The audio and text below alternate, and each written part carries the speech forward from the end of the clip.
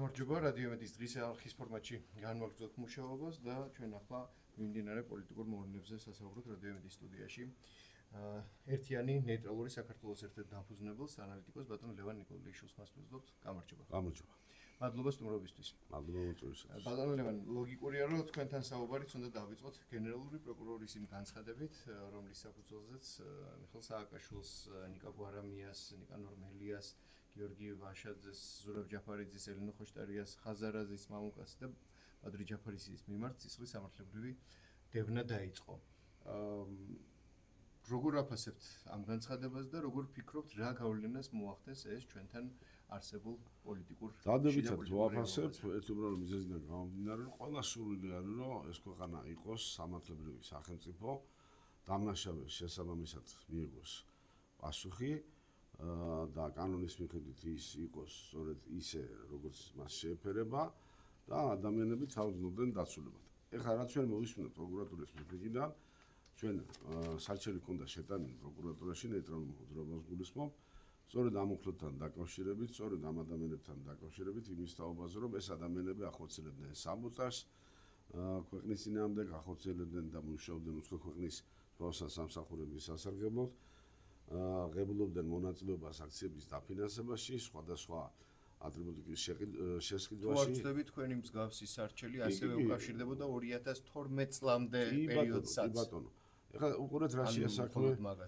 ჩვენ ეს ადამიანები ხომ თითქოს ყოველდღურად ხედავთ, მაგრამ ერთი არის საუბარი იმის თაობაზე, რომ ეს ხალხი არის ცუდი ხალხი და რას აკეთებენ, მაგრამ მეორე არის რეალური ქმედება, ხო, ამ ხალხის წინააღმდეგ. ახლა სამართლებრივი სახელმწიფო ვართ, უნდა მიმართოთ ჩვენ პროკურატურას, სასამართლოს, ყოველ ესეთი ქმედებების დროს უნდა იყოს ეს ხალხი გამოვლენილი. ხალხმა უნდა იცოდეს, რომ ეს არ არიან პოლიტიკოსები, ეს არიან ჩვეულებრივი ექსტრემისტები, რომლებიც რეალურად ახორციელებდნენ ამ აქციას და ამ საქმიანობას.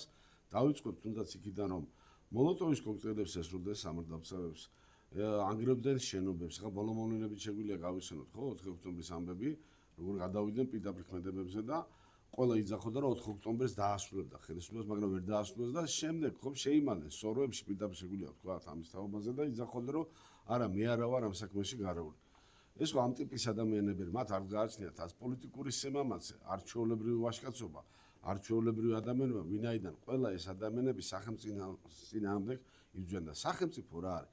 სახელმწიფო შედგება იგივე როგორც ხელისუფლებიდან, ოპოზიციიდან, სახელმწიფო ინსტიტუტებიდან, მაგრამ მთლიანად ხალხისგან. ანუ ხალხის წინააღმდეგ იყო ეს მიმართული, რომ აქ მომხდარიყო დესტაბილიზაცია, არეული იყო სიტუაცია, მშვიდობა არ ყოფილიყო და ყველაზე მთავარი ისევ პროკურატურამ გააკეთა ხო განცხადება მის თაობაზე, რომ როგორ ინფორმაციას აგროვებდნენ სახელმწიფოს წინააღმდეგ და ცრუ ინფორმაციას დააგზავნიდნენ უცხოეთში. თითქოს როგორ ცდილობდა საქართველოს ზუსტად რუსეთ-უკრაინის ომის დროს მიაღწია იმას, რომ სტაბილურობა და მშვიდობა შეინარჩუნა და ისინი იგონებდნენ 1000 ცრუ ბალდებებს იმის თაობაზე, რომ თითქოს აქ შავი ხვრელები იყო, რაღაცა გადიოდა რუსეთისგან სანქციების გვერდით ავლით და ამით ზარალდებოდა ვითომ უკრაინელი ხალხი და ასე შემდეგ. ამ ყველაფერს აღარ მაქვს იმაზე ლაპარაკი, როგორ დაძრწოდნენ, სხვა სიტყვას ვერ გამოვიყენებ იმის თაობაზე, სხვადასხვა ევროსტრუქტურებში და როგორ ეხვეწებოდნენ თავის დროზე, რომ კანდიდატის სტატუსი არ მიიღოთ.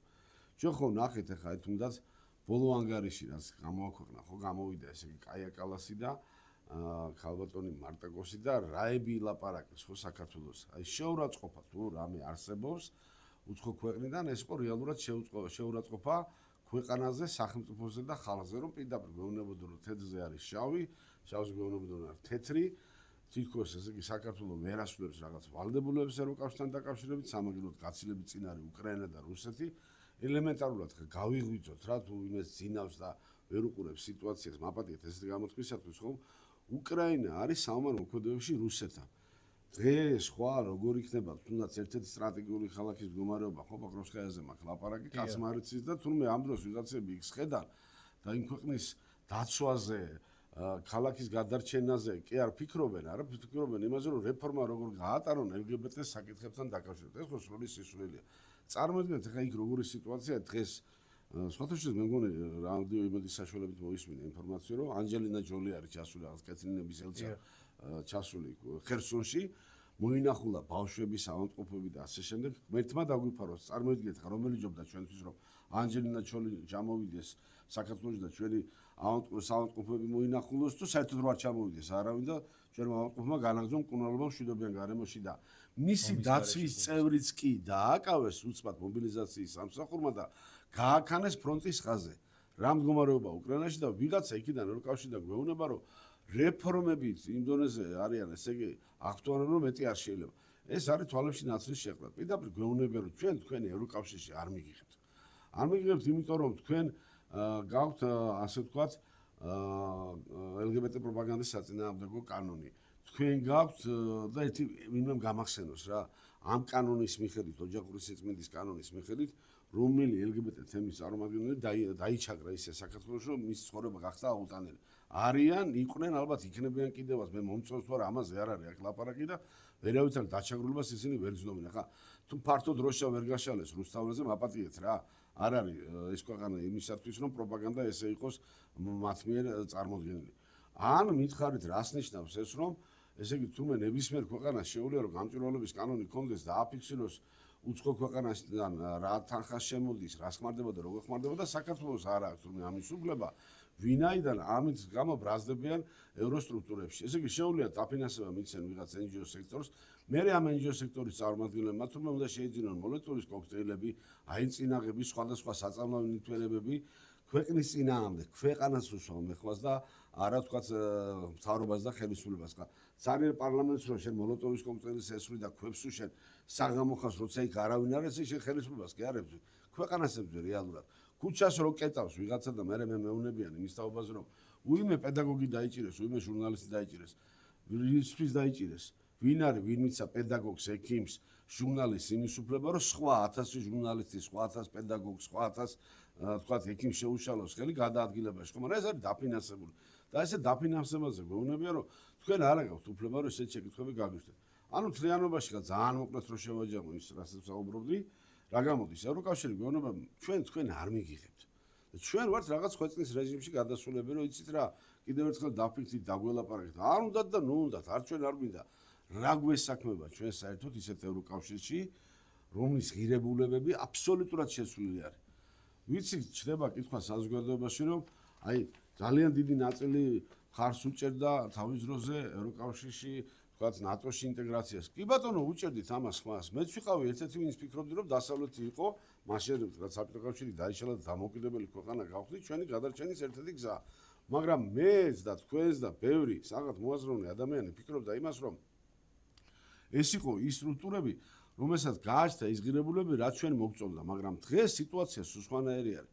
თუ გუშინ უჭერდით ხარს, დღეს არა გვაქვს უფლება, რომ არ დაუჭიროთ აქ ინტეგრაციას ხარი, რა თქმა უნდა, გვაქვს ამის უფლება. თან თუ ხედავთ, რომ ისეთ რამეებს გვთავაზობენ. აი წარმოგიდგენთ, ხა ურსულა ფონ დერ ლაიენის მიერ გაკეთებული განცხადება, ხო? LGBT პროპაგანდასთან, სტრატეგიასთან დაკავშირებით.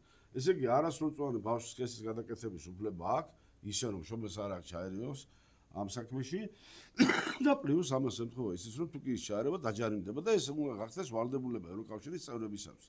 მათ შორის კანდიდატებისა და თუ არ გახდება ეს ვალდებულება, მაშინ გვეუბნებიან პირდაპირ რომ ჩვენ არ მიგიღებთ თქვენ. რა გვესაქმება ესეთ ევროკავშირში? აი მართლა ვსვავავ შეკითხვას რა. აქედან გამომდინარე ვიძახი რომ ხელისუფლებასაც ეკისრება საკმაოდ სერიოზული პასუხისმგებლობა.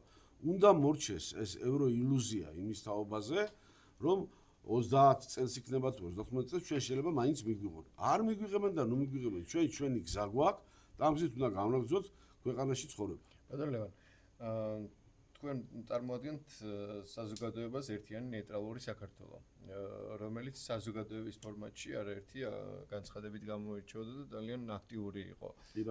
ნუ ზღვარზე იყო ასე ვთქვათ სამოქალაქო ინიციატივებსა და პოლიტიკურს შორის და ჩვენ მოვისმინეთ უკვე განცხადება, რომ თქვენი საზოგადოება უკვე გადაკეთდება სრულფასოვან პოლიტიკურ პარტიად და ეს საბოლოო ფორმაცია იქნება თქვენი. ორ კითხვას გავაერთიანებ, რომ ჩემი კითხვის გარეშე ჩვენი დიალოგის მეორე ნაწილში მეტი დრო არ არის, თქვენ მიპასუხოთ. ერთი, თქვენ ახლა რასაც ვჯელობთ, გასაგებია, ალბათ ეს იქნება თქვენი პარტიის ერთ-ერთი მნიშვნელოვანი გზავნილი საგარეო პოლიტიკური კურსის მიმართულებით და საგარეო პოლიტიკური კურსის თუ ჩვენი სამომავლო გეოპოლიტიკური ვექტორის რა პერსპექტივას ხედავთ მაშინ და როგორი უნდა იყოს ეს ერთი კითხვა და მეორე აქვე კითხავთ პოლიტიკურ პარტია თქვენი გარდაქმნის ერთ-ერთი მიზეზი ხომ არ არის ის რომ ჩვენს პოლიტიკურ შიდა სცენაზე თითქოს სიცარიელეებია პოლიტიკურ გარემოში. კი ბატონო, გასაგებია თქვენი კითხვა დავიწყებ ნოვანი ნაწილით. სიცარიელე იქნება არა იმის გამო, რომ ჩვენ გვინდა პოლიტიკაში შემოსვლა, არამედ იმის გამო, რომ ამ პარტიებმა გადაწყვიტეს, რომ იერი იცვალონ და კრიმინალურ ბანდებად იყვნენ ჩამოყალიბებული უცხოური დაფინანსების ხარჯზე.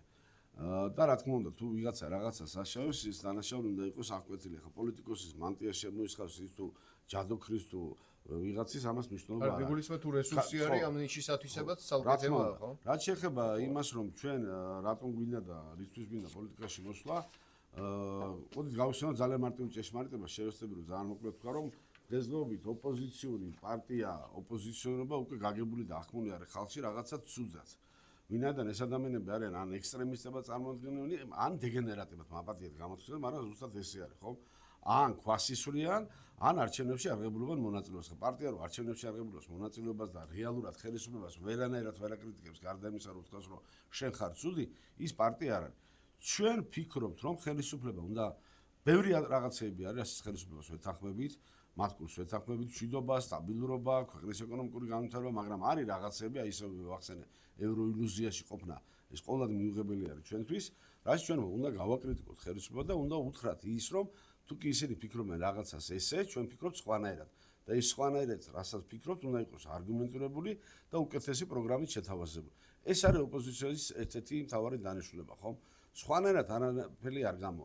მეორე რა თქმა უნდა, ჩვენ უყურებთ ამ კურსთან დაკავშირებით, რომ ნეიტრალიტეტი არის ის ამომავალი წერტილი, რამაც შეიძლება კეთილდღეობა მოუტანოს ქვეყანას, როგორც მშვიდობის და სტაბილურობის მიზნით, ერთი რომ ჩვენ არ გვექნება არავითარი ვალდებულება არავისთან დაკავშირებით, რომ გინდათ თუ არა ან ერთ სამხედრო ბლოკში უნდა ვიყოთ, ან მეორეში და ვიღაცის შკუაზე ვიაროთ იმისათვის, რომ ჩვენი ჟანჯის ბიჭები დაიხოცონ სხვადასხვა ომებში, მაგრამ უნდა გქონდეს ისეთი პოლიტიკური ურთიერთობა, რომ ჩვენთან მიმართულებით ვალდებულებები არსებობდეს. ჩვენ რა თქმა უნდა, არავის მტრულად მიმართულად არ ვიქნებით განწყობილი, ყველასთან გვინდა თანამშრომლობა, თანასწორ უფლებიანობის პრინციპებზე და ასევე ვფიქრობთ, რომ ნეიტრალიტეტის ფორმულა და მოდელი არის კარგი საშუალება სახელმწიფოსთვის, რომ ეკონომიკურად განვითარდეს და გაძლიერდეს, ხო? კიდევ ერთხელ ეს გარკვეულ ვალდებულებებს გვაცლის ჩვენ რაღაც ორგანიზაციებში და ბლოკში გაერთიანების შემთხვევასთან განსხვავებით. და ასევე კიდევ ერთი პუნქტი, რაც მინდა მე აღვნიშნო, ეს არის კიდევ ერთი გზავნილი თუნდაც ჩვენი აფხაზი და ოსეთის მისამართით, ხო? რომ ჩვენ რით შეგვიძლია რომ ეს ხალხი შემოვირიგოთ და გავერთიანდეთ და ერთმანეთს დაუბრუნდეთ, ერთ-ერთი არის რომ მათ დაინახონ ქვეყნის რეალური წინსვლა ეკონომიკური თვალსაზრისით, სოციალური თვალსაზრისით. ნეიტრალიტეტის შემთხვევაში მათ უფრო მეტი შესაძლებლობა ექნებათ იმისა, რომ უფრო დაცულადაც იგრძნონ თავი თუ საჭირო არის და უფრო მეტი წილი შეიტარონ ქვეყნის განვითარებაში და გაძლიერებაში, სწორედ იმ პოტენციალიდან გამომდინარე, რაც მათ გააჩნიათ. გასაგებია. და როგორ ფიქრობთ, აი ჩვენ ბოლო 10 წლეული მეტიც თქვენ წაღნიშნეთ, რომ გვაქვს ის განწყობა, რომ იგივე ევროინტეგრაცია იყო უპირობო უალტერნატივო. კი ბატონო. ჩრდილოატლანტიკური ალიანსის მიმართ იმედი უკრაინაში დაწყებულმა და სამწუხაროდ მიმდინარე საბრძოლო მოქმედებებმა ალბათ კიდევ უფრო მეტად გააშიშვლა, რომ უპერსპექტივოა და თავიდანვეც რაღაც დონეზე უპერსპექტივო იყო, ალბათ. ახლა რჩება ევროკავშირი. და მაშინ, როდესაც მით უმეტეს, რომ პარლამენტში შემსვლელი თუ არ შემსვლელი ქუჩაში ბოიკოტის მსურველი ოპოზიციონერები თუ მათი მხარდაჭერები სწორედ ევროინტეგრაციის თემაზე განანა და აი ამ მოცემულობაში როგორ ფიქრობთ, რამდენად შეიძლება იყოს თქვენი პოზიციები მიმზიდველი მოქალაქეებისთვის? მე ამ შემთხვევაში უკვე გულისხმობ თქვენი პოლიტიკური ელექტორატის რა შანსებს და რა მოცულობას ხედავთ. მოდით ესე ვთქვათ, კიდევ ერთი რეალობა, რასაც ჩვენ უყურებთ, ახლა ოპოზიციურ ეგრეთ წოდებულ პარტიებთან დაკავშირებით არის დაბალი რეიტინგი, გაცამტვრებული პოპულარობა მათი და ხედავთ ხალხის რაოდენობა მხარდაჭერების დღითიდღე აგდებათ რის გამო რომ ვინაიდან ახეს სიტყვის გამტეხები პოლიტიკურად გაუგებრობაში ამყოფებენ ადამიანებს და ნუ ერთი მესიჯი დარჩათ რომ ევროკავშირში თუ არ შევედით დავუყმებით და რაღაც რელიგიათ აქციას ევროკავშირში. აი ამ ხალხის უმეტესობა ვინც მათ ხარს უჭერს მაპატიეთ, მაგრამ საერთოდ წარმოადგენა არ აქვს რომ რა შემთხვევაში თუ კი გავხდებით ევროკავშირის ან ნატოს წევრი, რავალდებულები გვეკისრება და რა უნდა აკეთოს სახელმწიფო და როგორი შეზღუდვები იქნება მას. ეს ერთი. ჩვენი მხრიდან ვეუბნებით მე თავისუფლებას ადამიანებს თავაზობს იმისათვის, რომ ქვეყნის განვითარებაში თვითონაც მიიღონ მონაწილეობა და თვითონაც განვითარდეს და ეს არის ყველაზე დიდი განსხვავება. ამას ემატება კიდევ ერთი რამ, როცა ჩვენ ვიძახით, რომ მოდი ჩავატაროთ კვლევები, ჩავატაროთ რეფერენდუმი, ჩავატაროთ პლებისციტი, ხომ? ის რაც თქვა 10 წლის წინ იყო მისაღები, დღეს შეიძლება ბევრთვის არ იყოს მისაღები და გავზომოთ მოდით ეს ყველაფერი და იმის მიხედვით ვიმოქმედოთ. თუ კი ადამიანების დიდი რაოდენობა ჩვენ დაგვიჭერს ხარს, ეს იქნება ინდიკატორი იმისა, რომ ჩვენ ძლიერდებით. თუ კი არ დაგვიჭერენ ხარს და როგორც გვიცხოვრე, ესე გავაგზავნოთ ცხოვრებას და შეიძლება ახლა ადამიანი იდეებში დარჩეს, ხო, თავისთვის და მარტო იფიქროს, მაგრამ მე ვფიქრობ, სულ სხვანაირი მდგომარეობა. ერთი არის, რომ წარსულში რა იყო, მეორე არის აწყოში რა გველოდება, რა ხდება რეალურად და მომავალში რა შეიძლება გაკეთდეს. ამას აქვს ძალიან დიდი მნიშვნელობა. არ შეიძლება ადამიანებს ერთ და იმავე თემაზე ველაპარაკოთ მუდმივად და უთხრათ, რომ კარი ღია, გნებავთ ნატოსი და ვაკაკუნოთ ამ კარზე და მე მართლა ერთი პოლიტიკოსის, ძველი პოლიტიკოსის ხმის არ იყოს დიდხანს არ მოგვიწევს ოპერში დგომა, რომ არ გავციდეთ და მეორე არის, რომ ხედავთ რეალურ სიტუაციას, რა ხდება ევროკავშირში, რა ხდება ნატოში. არავის არ სული არ მაქვს მე, როგორც დღეს არიან ნატოს წევრი ქვეყნები, რუსული დრონის დანახვაზე, რაც ძალიან ხშირად ხდება ბოლო დროს, მათი პოლიტიკოსები ან კანკალებენ, ან შეშინებენ, არიციან რა გააკეთონ და ანუ უსაფრთხოების არავითარ გარანტიას არ იძლევენ და მადლობა ღმერთს საქართველოში ხლა რუსული სამხედრო თვითმფრინავები არ დაფრინავენ და დრონები გვაკლია ხლა ჩვენ და მე უნდა მიმართოთ ნატოს, რომ რაში დაგვეხმარებით და მათ მაგით ვიცით რა უნდა ვიმსჯელოთ. არავითარი მსჯელობა არ გვჭირდება ჩვენ ამისთვის, არც რუსული დრონები გვჭირდება ჩვენ ქვეყნის ტერიტორიაზე, არც გაურკვეველი წარმომავლობის ფული გინდათ ევროპიდან და გინდათ შეერთებული შტატებიდან, რომელიც აქ არეულობის მიზეზი და საბაბი შეიძლება გახდეს. ჩვენ ვართ ის ქვეყანა, რომელსაც შეგვიძლია ჩვენი თავს თვითონ მეუპატრონოთ, კეთილსინდისიერი, თანასწორუფლებიანი თანამშრომლობის ხარჯზე სხვადასხვა ქვეყნებთან, მათ შორის თუ გნებავთ შეერთებულ შტატებთან, ევროპასთან და დამერწმუნეთ იმაში, რომ როცა ჩვენ თანასწორუფლებიანობის პრინციპით შემოქმედებს ყველა გაცილებით ღირსულად დაგველაპარაკებიან, ვიდრე რაღაცა კარში მდგომ ადამიანებს, რომლებიც ეხვერწებიან ვიღაცას, რომ გინდა თუ არა მიმიღე და ისინი გვეუბნებიან, რომ იცი რა, რომ მიგიღო შენ, მოდიში და ფეხსაცმელები უნდა გაიხადო, წაიკუზო და ისე შემოხვიდე თავდახრილი. ესე არ გამოვა. არ ვარ ჩვენის ქვეყანა, ამას არც ვიმსახურებთ და სხვა პოზიციები გაგვაჩნდა შესაბამისად ისე უნდა გავაკეთოთ, როგორც ჩვენ ინტერესებს შეესაბამება. გასაგებია, ბატონო, მადლობა თქვენი პოზიციის გაზიარებისთვის.